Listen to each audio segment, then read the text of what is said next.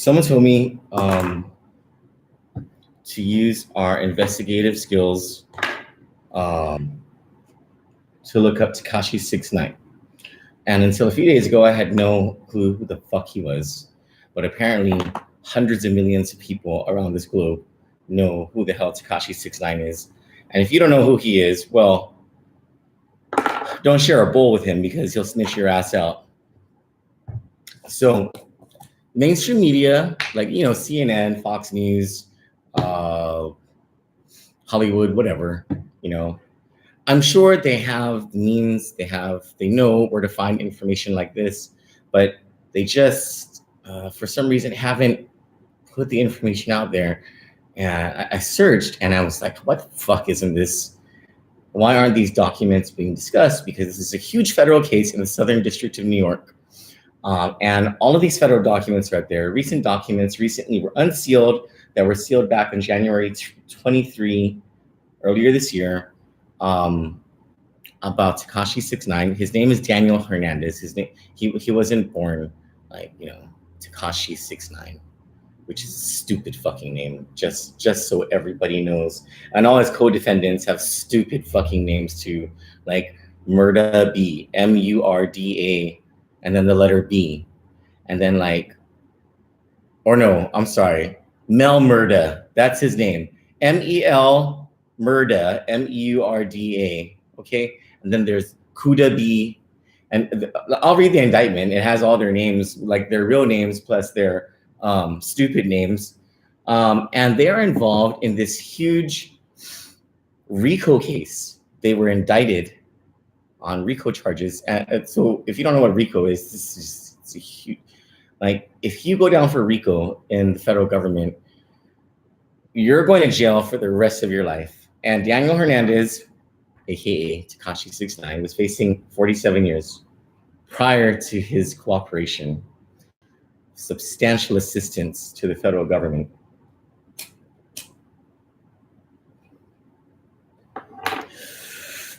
And it makes sense why you don't really see this in the mainstream media. It's because, well, they're just too highfalutin and high class for everybody. And they're not going to get into the weeds. They figure that everyone looks at these documents and whatever. But the truth is that the federal government does a very good job of concealing these sorts of things and then making friends with the U.S. Attorney's offices throughout the United States do a very good job at leaking information to news desks so that the only information that ever goes out about the cases that they have is info that they want you to see. And then, who's shit out of luck are the defendants. Well, in this case, the defendants are shit out of luck because Tekashi 6ix9ine is a big ass snitch. Now, that much has been reported in both the mainstream media and in YouTube news and all that shit. Yes, it was exposed sometime after Valentine's Day this year that Tekashi 6ix9ine was a snitch, and that he snitched on an attempted murder event that took place on June 2nd, 2018 in Manhattan. However, let me get you all up to speed on this huge case that's happening in the Southern District of New York before a judge, Paul Engelmeyer, before his courtroom. The indictment is,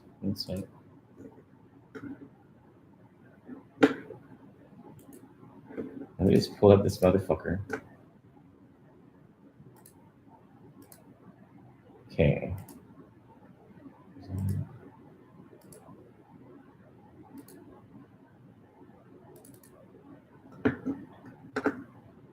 So everyone, it's been reported that he snitched against Kintea McKenzie. What's his AKA? I think this one is the Kuda B guy. And he's on pretrial release. And one of his pretrial release conditions is you can't have any contact with Daniel Hernandez or any of his friends or relatives because they're scared for his ass. And I'll explain to you in a second what this means, but the fear isn't that Daniel Hernandez won't be able to make it to trial to testify against this guy because he's not going to.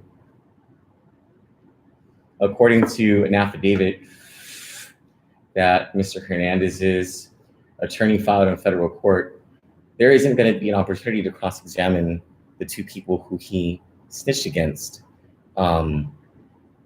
because they're not taking the stand or anything like that. And that means that Tekashi 6ix9ine, Mr. Hernandez, didn't just get a good deal because he snitched on these two dudes. He got a great deal because he's snitching on the other co-defendants, and he's snitching on his gang, 9 Trey, or Trey 9, or whatever the fuck it's called.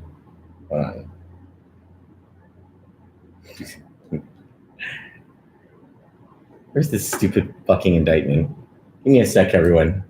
There's so many goddamn documents open on my desk or in the downloads area that I just... Jesus Christ. There's a docket. Yeah, that's Northern Marianas.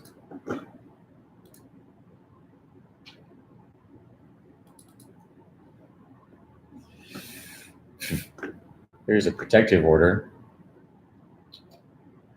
The government intends to produce to Kintea McKenzie, aka Huda B, I was right, the defendant in the above captioned matter, certain discovery materials that affects the privacy and confidentiality of individuals, would impede, if prematurely disclosed, the government's ongoing investigation of uncharged individuals, would risk prejudicial pretrial publicity if publicly disseminated, and is not authorized to be disclosed to the public or disclosed beyond that, which is necessary for the defense of this action. This dude might be snitching. His name is Jamel Jones. Or this is a protective order against Jamel Jones, who is one of the co-defendants in the Daniel Hernandez RICO case, which is no longer the Daniel Hernandez RICO case because he is no longer on the superseding indictment, which means he is going to be a witness for the government. And it's not going to be against Kintea McKenzie or Kudabi or the other dude, I can't remember his fucking name, because they're not going to take the stand. It's going to be against the other two, Jamel Jones and whatever the fuck that other dumb rapper's name is. And I'm trying to find, excuse me for a second, I'm just trying to find the damn indictment. Oh, here we go. Here's the first superseding indictment handed down November 19, 2018 against Jamel Jones, aka Mel Murda, Kifano Jordan, aka Shotty, Shotti. Oh, P.S. I looked into, so I got to hear Tekashi 6ix9ine. One of his songs has 666 million views as of like 4 days ago. It's pretty good music. Like it's really good. He's a very talented artist. Jensel Butler, aka Ish, ISH. I guess he wanted to make it easy for people to spell it. Daniel Hernandez, hi Nettie. Daniel Hernandez, aka Tekashi 6ix9ine. That's the number 6, IX, then the number 9, INE. Fuguan Lovic, well, he needed an AKA. Fubanga, FU, and then BANGA. And Fahim Walter, aka Crippy. His name's Crippy, yet he's part of a blood gang in New York. Count 1, racketeering conspiracy against all 5, against 5 of the 6 co-defendants. And this, I'm gonna read some of this to you so you understand how deep this criminal activity or this enterprise goes. At all times relevant to this indictment, Jamel Jones, Kifano Jordan, Jensel Butler, Daniel Hernandez, and Fahim Walter, and others known and unknown to the grand jury, were members and associates of the 9 Trey Gangsta Bloods, or 9 Trey or the Enterprise, a criminal organization whose members and associates engaged in, among other activities, acts involving murder, robbery, and narcotics trafficking. 9 Trey operated in and around Manhattan, the Bronx, and Brooklyn, New York. 9 Trey, including its leadership, its membership, and its associates, constituted an enterprise, as defined by Title 18 United States Code, Section 1961-4. That is, a group of individuals associated in fact, although not a legal entity. The enterprise constituted an ongoing organization whose members function. This is a mob, okay? This is what they're describing, a mob. The enterprise constituted an ongoing organization whose members functioned as a continuing unit for a common purpose of achieving the objectives of the enterprise. At all times relevant to this indictment, the enterprise was engaged in and its activities affected interstate and foreign commerce. Jones, Jordan, Butler, Hernandez, and Walter, the defendants, participated in the operation and management of the enterprise and participated in unlawful and other activity in furtherance of the conduct of the enterprise's affairs. Members and associates of 9tre engaged in a series of violent disputes with rivals of 9tre, including those within 9tre who they deemed disloyal to the enterprise. Disloyal. Daniel Hernandez was motherfucking disloyal to the goddamn enterprise as a 22-year-old facing 47 years in jail. Would be out of jail by the time he was 6'9". Members and associates of 9tre sold heroin, fentanyl, fentanyl, that's like one drug, MDMA, dibutanol, I don't know if I'm saying that right, and marijuana, big whoop, in and around Manhattan, Brooklyn, and the Bronx, New York. Well, they weren't into meth, apparently. It was like, this is like discrimination against drugs. Members and associates of 9tre committed and agreed, attempted, and threatened to commit acts of violence to protect and expand their narcotics business and to protect fellow members and associates of the enterprise. These acts of violence included acts involving murder, acts involving robbery and extortion and assault, intended either to protect the enterprise's narcotics business, retaliate against members of rival gangs who had encroached on the enterprise's narcotics business. That's like when you go onto the wrong street in Manhattan and you're like, you're not, yeah, I've been there, right? There are people on like different corners and they open their trench coats and like, you want weed, ecstasy, coke? I got ripped off a couple times there. Either to protect the enterprise's narcotics business, retaliate against members of rival gangs who had encroached, to otherwise promote the standing and reputation of 9tre amongst rival gangs, or to promote the standing and reputation of 9tre members amongst other 9tre members. So they were like, you know, trying to prove their shit to everyone. If we read this indictment, we're 18 pages long. It's fucked up. There were 9. Well, hold on. Let me see. Multiple acts involving murder. Jesus Christ. Robbery.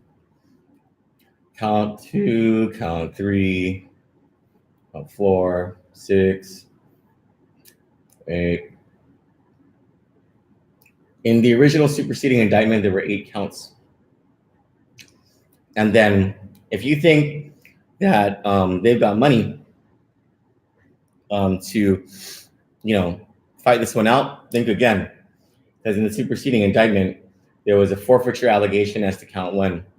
So the federal government effectively said, we're gonna take everything that these motherfuckers made from their drug operation, anything of value. If they tried to hide anything, we're gonna take everything else that they have so that it would be of equal value to that thing that they tried to hide. We already know what it is. We did the investigation.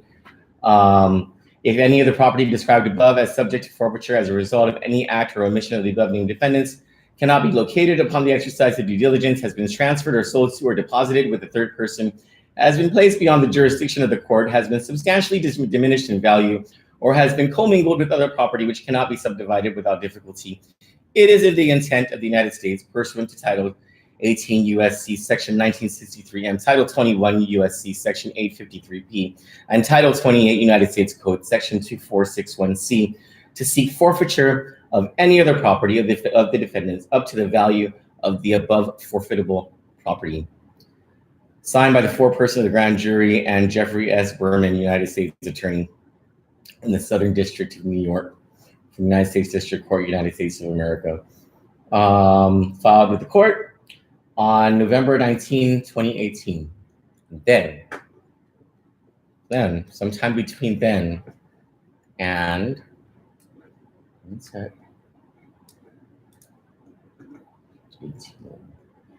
sometime between then and January 23, 2019 at 12:35 p.m., Daniel Hernandez, realizing that he was facing 47 years in jail, was like, fuck all y'all. I'm gonna bleed out. I'm gonna sell my fucking co-defendant best friends down the goddamn river. I'm gonna sing like a canary. I'm gonna tell them everything that happened on the night of June 2nd, 2018. And because that ain't all the federal government ever wants. No. There is no one more fucking gangster than the federal government. They will fuck you in the ass harder than anything, harder than any gang, harder than any mafia. They don't just want Daniel Hernandez for the attempted murder events on June 2nd, 2018. No. That motherfucker is gonna sing like a bird against Mel Murda. Who's the other dude? Whatever their fucking names are. Mel Murda, Genzel Butler, Fu Banga, and Crippy. Because I think the June 2nd events involved Shoddy and Kuda B, who is on the new superseding indictment. And you know who's not on the new superseding indictment? Daniel Hernandez. And that's because on January 23, 2019, prior to the issuance of the new superseding indictment and the warrants of arrest for all those people on the new charges,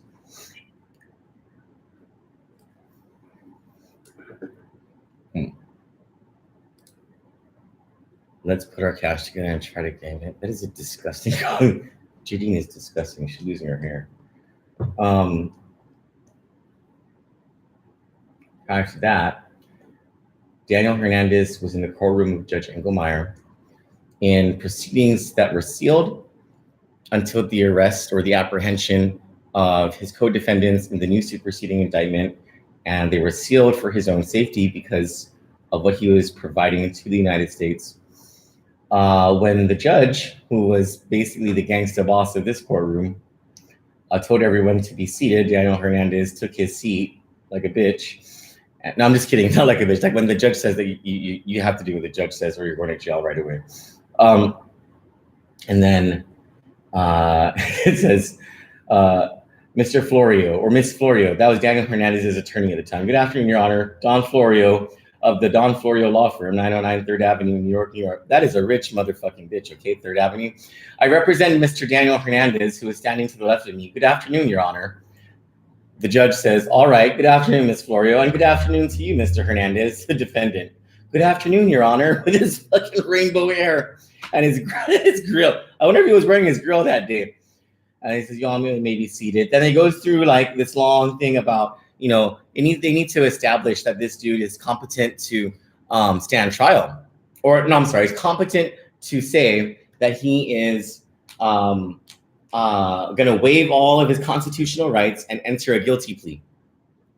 And there's this plea agreement that the judge says, I'll review this, and if I'm satisfied with the fact that you've entered into this plea agreement and this guilty plea of your own volition and not for any other reason than, you know, what you want to do and be in consideration of your knowledge of your rights being waived and whatever, then I'll accept your guilty plea or whatever, right? So all of that happens.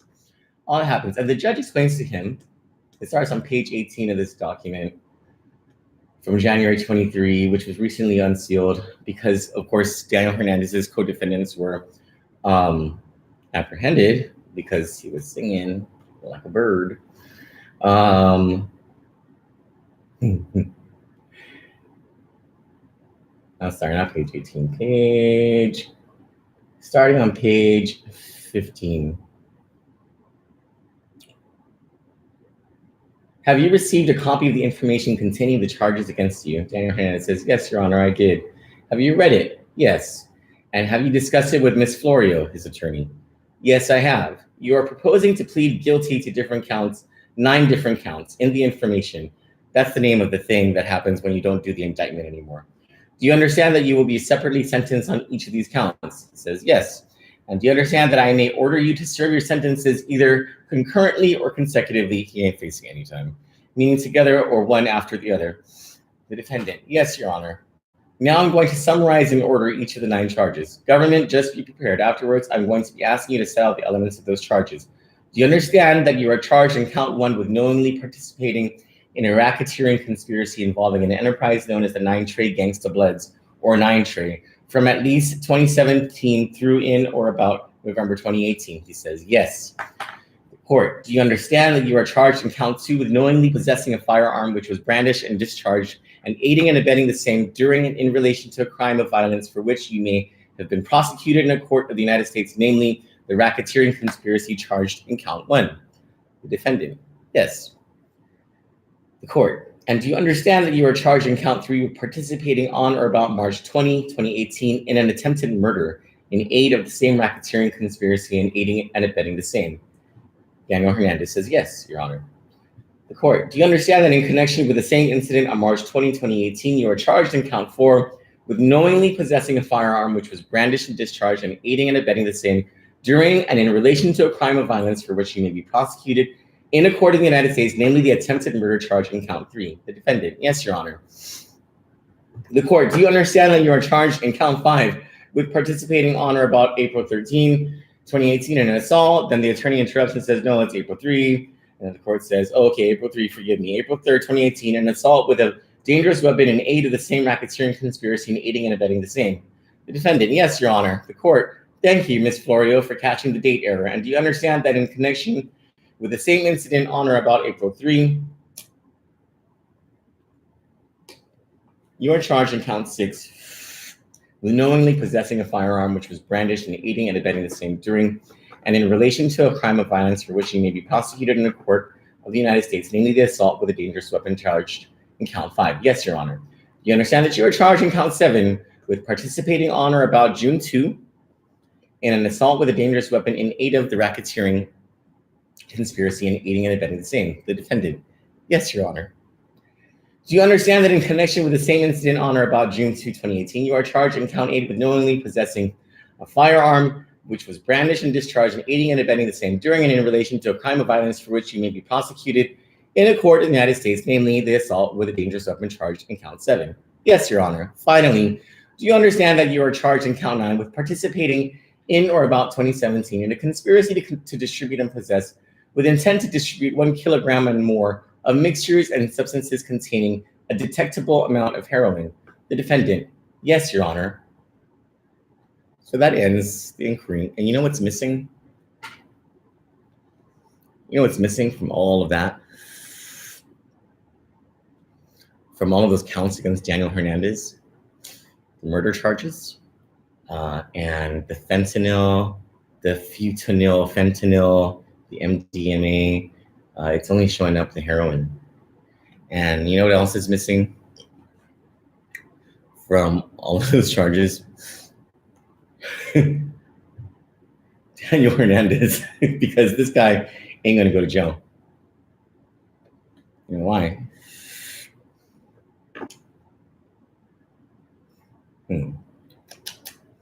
Because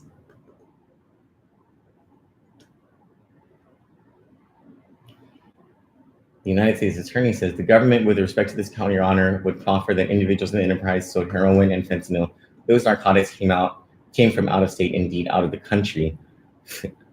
Out of the country is a very important distinction, okay? With respect to counts 2, 4, 6, and 8.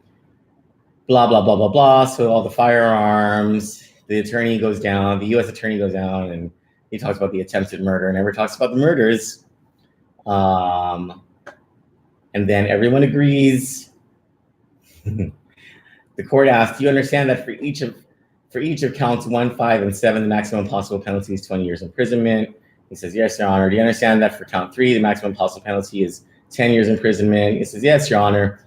Do you understand for counts 2, 4, and 8, each carry a mandatory minimum term of imprisonment of 10 years that must run consecutively to any other term of imprisonment imposed? Yes, Your Honor. Do you understand that count 6 carries a mandatory minimum term of imprisonment of 7 years, blah, blah, blah, blah. Mandatory minimum can always be pushed down. There is a pre-sentence report that's done. The U.S. Attorney's Office gets involved. They write a letter and they say, because of his substantial assistance, we beg for the court's indulgence in giving Mr. Hernandez, no time whatsoever. And then, like, the probation office says, oh, he wasn't high during that entire time. He was good. We're good to go. Don't give him any jail time. they're probably going to have him pay a really big fine. And then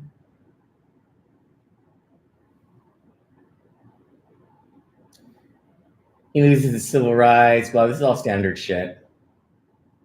This dude is so fucked. No one's supposed to predict what his sentence would be, blah, blah, blah. This is all standard. And then they get to a plea agreement. The court asks, has anyone threatened you or anyone else or forced you in any way to plead guilty? No, Your Honor. All right. Counselor have handed up Government Exhibit 1, which has been identified as the plea agreement. And looking at the back, I see here Mr. Longyear. He's the U.S. Attorney. Is this your signature? Yes, it is, Your Honor. And I see here the authorized signature of the signatory for the Chief of the Criminal Division, Laura Berger. Is this that person's signature? It is, Your Honor. All right. And I see Miss Florio, your signature dated today. The fucking plea agreement was signed the same day as this court hearing. Did you read this agreement before you signed it? And Daniel Hernandez says, yes, Your Honor. Did you discuss it with your attorney before you signed it? Yes, Your Honor, I had. Did you believe you understood your agreement at the time you signed it? Yes, Your Honor. Did you willingly sign the agreement? Yes, I did, Your Honor. Did anyone force you to sign the agreement? No, sir. Mr. Longyear, would you please summarize the material terms of the plea agreement? Yes, thank you, Your Honor. Your Honor, with this agreement, the defendant agrees to plead guilty to counts 1 through 9 of the superseding information as detailed by Your Honor. Those crimes carry a maximum sentence of incarceration of life for the mandatory minimum sentence, 47 years. The defendant further agrees that 2 weeks prior to sentencing, he'll pay any back taxes that may be required. He ain't gonna have any money. The defendant further admits the forfeiture allegations of counts 1 and 9. Defendant's obligations under this agreement are as follows: that he shall truthfully and completely disclose all information of the activities of himself and others to the U.S. Attorney's Office, and he will cooperate fully with the New York City Police Department, the Bureau of Alcohol, Tobacco, and Firearms, Homeland Security investigations. Pay particular attention to that one.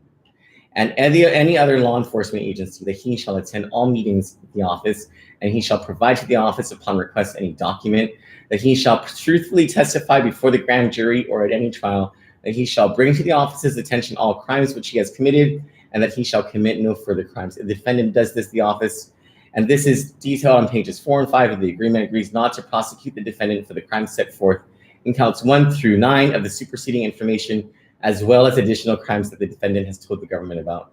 Turning to page 5, the defendant has further provided additional crimes, information concerning additional crimes to the office's attention, crimes that the government cannot prosecute him federally, but that the court can take into consideration as relevant conduct at sentencing.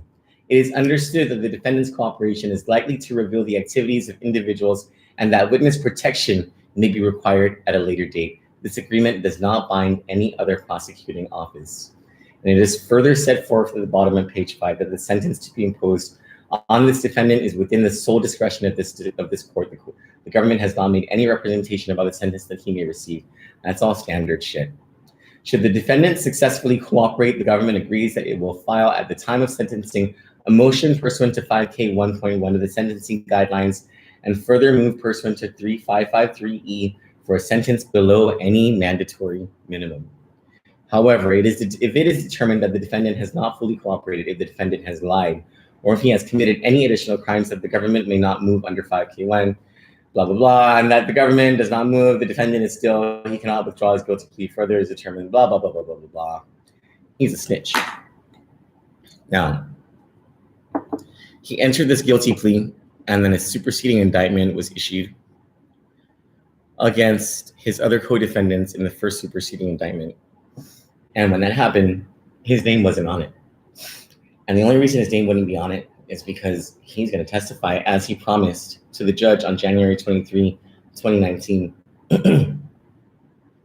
And although what the media has reported is that he got this deal because he snitched about the events of June 2nd, 2018 only, because what they were looking at was another document and not this document that I just read to you. They were looking at another document that even has pictures of this shit.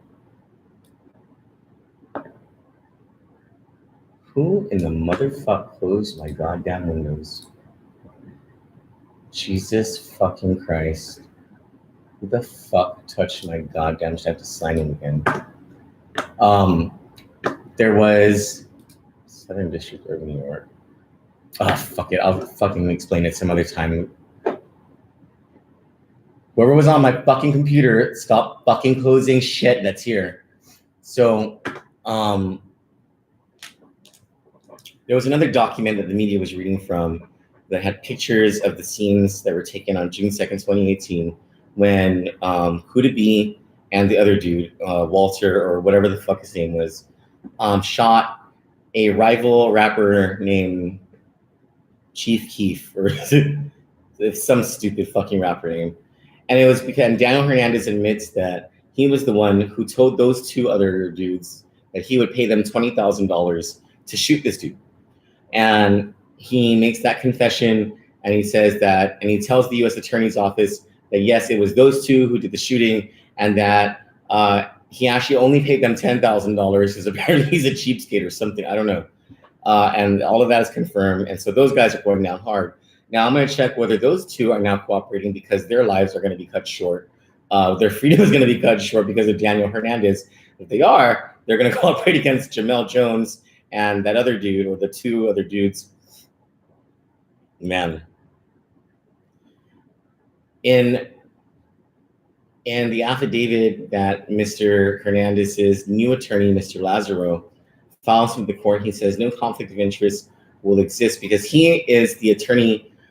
He was the attorney for two of Daniel Hernandez's co-defendants. So there would be a conflict of interest that would arise as a result of him now defending someone who has pled guilty and who is the star witness in this case against his two former clients. But he says there cannot be a conflict of interest that will arise because he has pled guilty, and because there will be no opportunity for him to cross-examine those two. Now, so if Daniel Hernandez is not going to take the stand against those two from the June 2, 2018 events, then who is he going to take the stand against?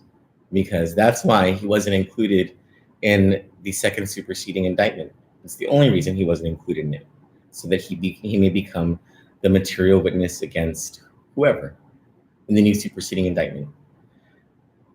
And that leaves Jamel Jones and two of the others, plus, as it's stated in the superseding indictment to the grand jury, criminal defendants or those who committed crimes who are known and unknown to the grand jury. And the reason Homeland Security Investigations is high up there in that list, and it doesn't say the Drug Enforcement Agency, it says Homeland Security Investigations. If you notice, there was a specific mention of drugs that came outside of the county, as a matter of fact, outside the country. Daniel Hernandez is snitching on whoever these drugs came from, whoever was the supplier of the drugs. So it's Mexico, it's China, it's somewhere, but he is the star witness in a case that is going to most likely bring down some pretty powerful players in the drug scene in New York. And it's this dude who rapped about snitches getting stitches and whatever. So there you go. Daniel Hernandez is a big time fucking snitch. It's all there in federal filings. Fuck all you hoes. Get a grip, motherfucker. Yeah. This album is dedicated to all the teachers that told me I never amount to nothing. To all the people that lived my generation. that I was hustling for, no, like rainbow hair. When I was just trying to make some money to feed my daughter. That's good music, you know. And all the niggas in the struggle. You know what I'm saying? It's all good, baby. It was all a dream. I used to read Word Up magazine. Salt and pepper and heavy tea up in the limousine. Hanging pictures on my wall. Every Saturday, rap attack, Mr. Magic Marley Marl. I let my tape rock till my tape pop. Smoking weed and bamboo, sipping on private stock. Way back when I had the red and black lumberjack with the hat to match. Remember rapping Duke? The hard, you never thought that hip hop would take it this far. Now I'm in the line